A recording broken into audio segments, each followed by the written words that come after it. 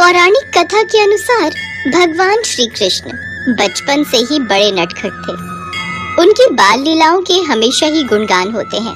तो आइए जानते हैं उनकी ऐसी ही कुछ बाल लीलाओं के बारे में। एक बार की बात है, जब कान्हा छोटे थे तो एक राक्षसी पूतना जिसे कंस ने भेजा था कृष्ण को मारने के लिए सुंदर सी महिला का वेश धारण कर गोकुल में आई और यशोदा से कहने लगी,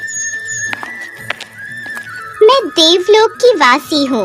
मुझे एक वरदान प्राप्त है, जो भी शिशु मेरा स्तनपान करेगा वो अमर और शक्तिशाली हो जाएगा। इसीलिए मैं आपके पुत्र को अपना स्तनपान करवाने आई हूँ। भीतर आइए देवी। अंदर आकर पूतना ने कान्हा को गोद में लेकर स्तनपान कराना आरंभ किया। जी भर के दूध पी मेरे लाल, क्योंकि इसके बाद तुम्हें कभी भूख नहीं लगेगी। ये मेरा छोड़ो, ये तुम क्या कर रहे हो? विष भरा दूध पिला रही प्रभु को बालक जान, दूध पान में पी लिए प्रभु ने उसके प्राण।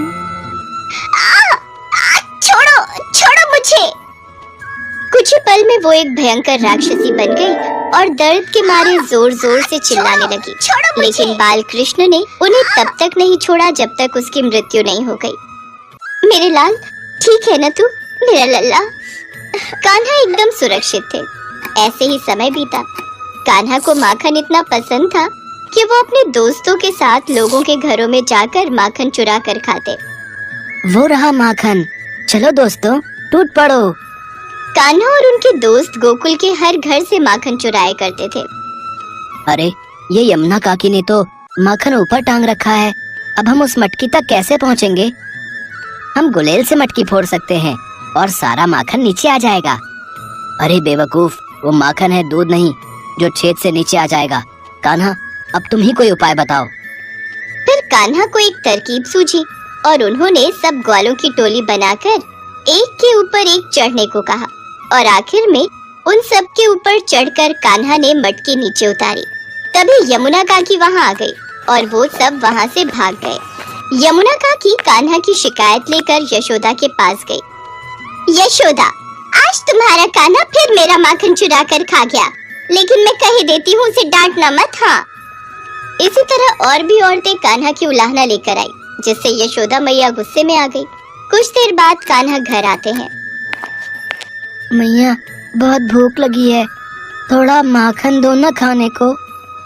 नहीं, बिल्कुल नहीं मिलेगा माखन। पहले तूने जो लोगों के घरों से माखन चुरा कर खाया है उसके लिए क्षमा मांग, तभी तुझे माखन मिलेगा। माखन दो, नहीं तो सारी मटकी फोड़ दूंगा। अच्छा, मैं भी तो देखूं कैसे मटकी फोड़ता है। कान्हा ने लाठी से पल भर में ही सारी मटकी फोड़ दी। ये देख यशोदा मैया बड़ी गुस्सा हुई।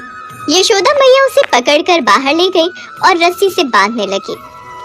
आज सारा दिन इस एक ओखल से बांध कर रखूंगी तुझे, फिर देखती हूँ तू कैसे माखन चुराता है। मैया, तू किसे बांध रही है? मैं तो पहले से ही तेरी ममता के बंधन में बंधा हुआ हूँ। लेकिन यशोदा जब नन्हे कान्हा को रस्सी से बांधती तो हर बार वो 2 अंगुल छोटी ही रह जाती। उसने कई बार कोशिश की लेकिन वो सफल नहीं हुई। वो बड़ी रस्सी भी लाई लेकिन वो भी छोटी ही रह जाती। इतना बड़ा पेट है रे तेरा। मैया, मैं बांधूं? ले बांध। लो मैया, हो गया। कैसा छलिया है रे तू, तब से पेट फुलाए खड़ा था। अच्छा, मैं घाट पर पानी लेने जा रही हूँ, तब तक तू यूं ही धूप में खड़ा रहेगा।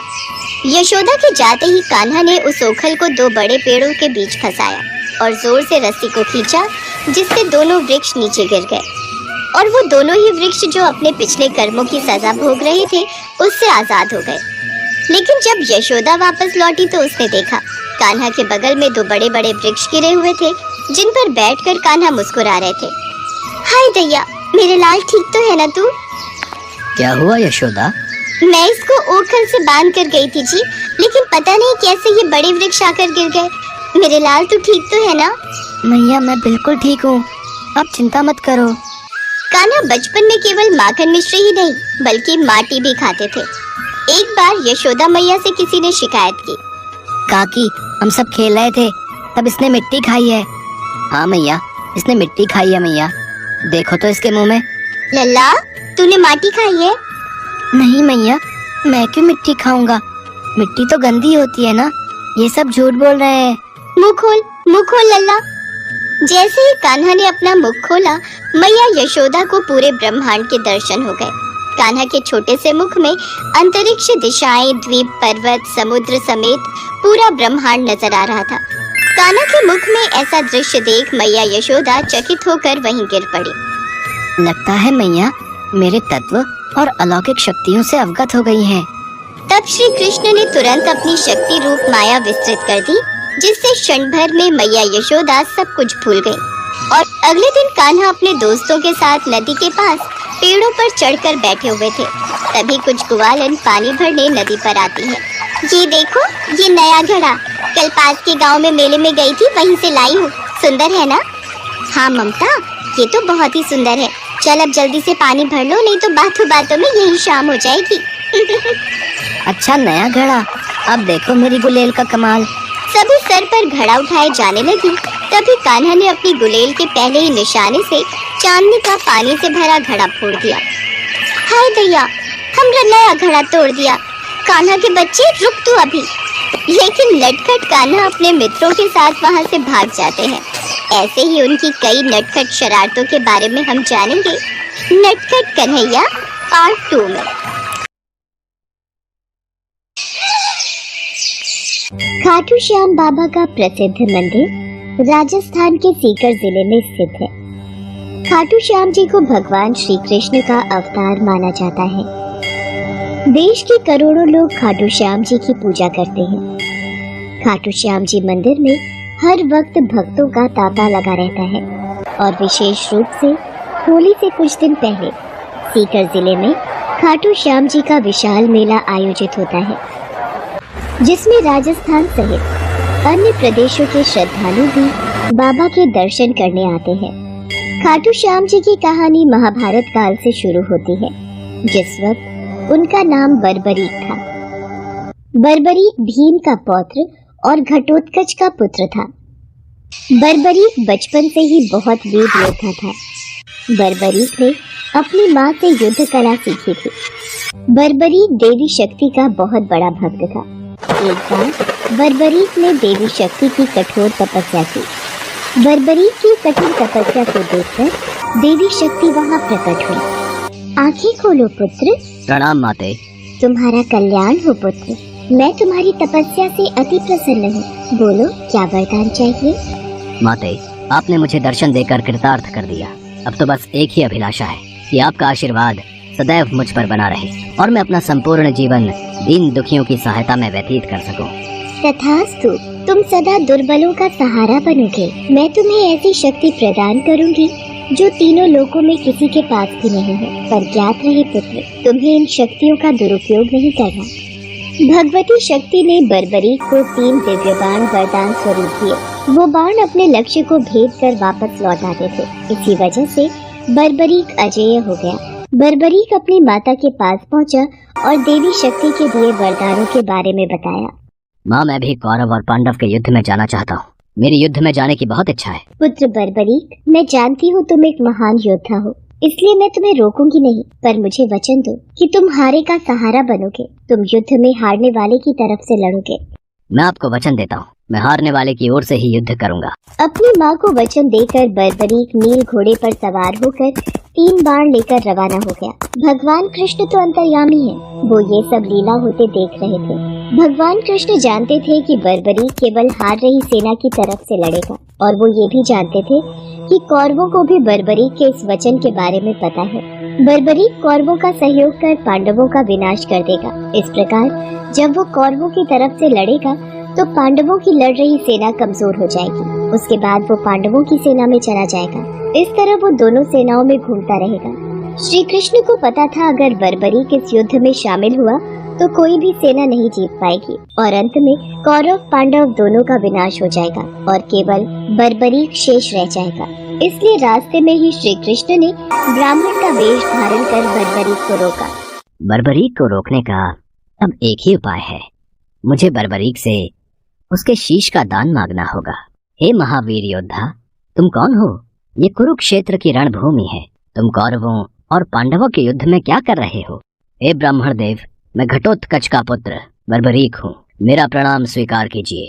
मैं महाभारत के युद्ध में सम्मिलित होने आया हूँ। ऐसा कैसे हो सकता है? तुम मात्र 3 बाण से युद्ध में सम्मिलित होने जा रहे हो? ब्राह्मण देव, ये बाण कोई साधारण बाण नहीं है। इनमें से मात्र 1 बाण भी शत्रु सेना को परास्त करने के लिए पर्याप्त है, और ऐसा करने के बाद बाण वापस तरकश में ही लौट आएगा। अच्छा, तो फिर इस पीपल के पेड़ के सभी पत्रों को छेद कर दिखलाओ। बस इतनी सी बात ब्राह्मण देव। बर्बरीक ने ब्राह्मण रूपी श्री कृष्ण की चुनौती स्वीकार कर ली और ईश्वर को स्मरण कर पेड़ के पत्तों की ओर बाण चलाया। बाण ने क्षण भर में पेड़ के सभी पत्तों को भेद दिया और श्री कृष्ण के पैरों के इर्द गिर्द चक्कर लगाने लगा, क्योंकि एक पत्ता उन्होंने अपने पैर के नीचे छुपा लिया था। ब्राह्मण राज, अपना पैर यहाँ से हटा लीजिए, वरना ये तीर आपके पैर को भेद देगा। ये तीर बिना लक्ष्य पूरा किए वापस तरकश में नहीं लौटते। बर्बरीक के तीर अचूक हैं, लेकिन अपने निशाने के बारे में खुद बर्बरीक को भी पता नहीं रहता है। असली रणभूमि में अगर मैं सभी पांडव भाइयों को अलग अलग कहीं छिपा भी दूंगा ताकि वो बर्बरीक का शिकार होने से बच जाएं, तब भी बर्बरीक के तीरों से कोई नहीं बच पाएगा। इन अचूक तीरों से कोई नहीं बच सकता है। हे वीर योद्धा, मैं तुम्हारे साहस की सराहना करता हूँ। मैं तुमसे दान स्वरूप कुछ मांगना चाहता हूँ। ब्राह्मण महाराज, यदि मेरे वश में होगा तो मैं आपकी इच्छा स्वरूप दान की अभिलाषा जरूर पूर्ण करूंगा। मैं वचन देता हूँ, आप मुझसे दान में जो भी मांगेंगे मैं आपको मना नहीं करूंगा। मुझे तुम्हारा शीश दान चाहिए। क्या तुम ऐसा कर सकते हो? आप कौन हैं? मुझे अपना परिचय दीजिए। आप मुझे ब्राह्मण नहीं दिखाई देते। कृपया करके मुझे अपने वास्तविक रूप से अवगत कीजिए। बर्बरीक की प्रार्थना करने पर भगवान कृष्ण अपने रूप में आ जाते हैं। बर्बरीक उन्हें प्रणाम करता है। वासुदेव कृष्ण, आप स्वयं मेरे शीश दान की अभिलाषा हेतु आए हैं। बर्बरीक, युद्ध भूमि की पूजा के लिए एक वीरवर क्षत्रिय के शीश के दान की आवश्यकता होती है, और तुम महावीर महायोद्धा हो, अतएव मैं तुमसे शीश दान मांगता हूँ। हे वासुदेव कृष्ण, मैं आपको शीश दान अवश्य दूंगा, पर मेरी 2 इच्छाएं हैं। पहली ये कि मेरी देह को आप स्वयं अग्नि देंगे, और दूसरी इच्छा ये कि मैं अंत तक इस युद्ध को देखना चाहता हूँ। ऐसा ही होगा वीर शीशदानी बर्बरीक। कलयुग में लोग तुम्हें हारे का सहारा बोलेंगे, तुम्हें श्याम नाम से पुकारेंगे। मेरे नाम से ही तुम्हारी कलयुग में पूजा की जाएगी। कलयुग में खाटू श्याम नाम से तुम्हारी पूजा होगी। फाल्गुन माह की द्वादशी को बर्बरीक ने अपने शीश का दान दिया। बर्बरीक को ब्रह्मा जी का श्राप था कि उनकी मृत्यु पृथ्वी लोक पर भगवान कृष्ण के हाथों ही होगी, तभी वो श्राप मुक्त हो सकता है। बर्बरीक का सिर युद्ध भूमि के समीप ही एक पहाड़ी पर सुशोभित किया गया, जहाँ से बर्बरीक ने संपूर्ण महाभारत का युद्ध देखा। युद्ध की समाप्ति पर पांडवों में ही आपसी बहस होने लगी कि युद्ध में विजय का श्रेय किसको जाता है। इस पर श्री कृष्ण बोले, तुम सबको आपस में विवाद में पड़ने की कोई आवश्यकता नहीं है। बर्बरीक का शीश संपूर्ण युद्ध का साक्षी है, अतएव उससे बेहतर निर्णायक भला कौन हो सकता है। ठीक है वासुदेव, फिर हम इस निर्णय को जानने के लिए बर्बरीक के पास ही चलते हैं। पौत्र बर्बरीक, तुमने तो युद्ध को बहुत ध्यान से देखा है। क्या तुम बता सकते हो हम सब वीरों में से इस युद्ध को जीतने का श्रेय किसे जाता है? श्री कृष्ण ने ही युद्ध में विजय प्राप्त कराने में सबसे महान कार्य किया है। उनकी शिक्षा, उनकी उपस्थिति, उनकी युद्ध नीति ही निर्णायक थी। मुझे तो युद्ध भूमि में सिर्फ वासुदेव कृष्ण का सुदर्शन चक्र घूमता हुआ दिखाई दे रहा था, जो कि शत्रु सेना को काट रहा था। इस धर्म युद्ध को जीतने का संपूर्ण श्रेय भगवान श्री कृष्ण को ही जाता है। वीर बर्बरीक, तुम धन्य हो, तुमने बिल्कुल सही निष्कर्ष दिया। इसके पश्चात सभी पांडव बर्बरीक के निर्णय की सराहना करते हैं और भगवान कृष्ण से क्षमा मांगते हैं, क्योंकि वो जानते थे यदि स्वयं वासुदेव न होते तो ये धर्म युद्ध जीतना असंभव था। धर्म की विजय स्वयं वासुदेव कृष्ण के कारण ही हुई थी। भगवान कृष्ण के आशीर्वाद से बर्बरीक को कलयुग में श्याम नाम से पुकारा जाने लगा। आज भी खाटू श्याम जी महाराज के अनेकों भक्त रोजाना उनके दर्शन करने जाते हैं और उनसे मन वांछित फल की प्राप्ति करते हैं।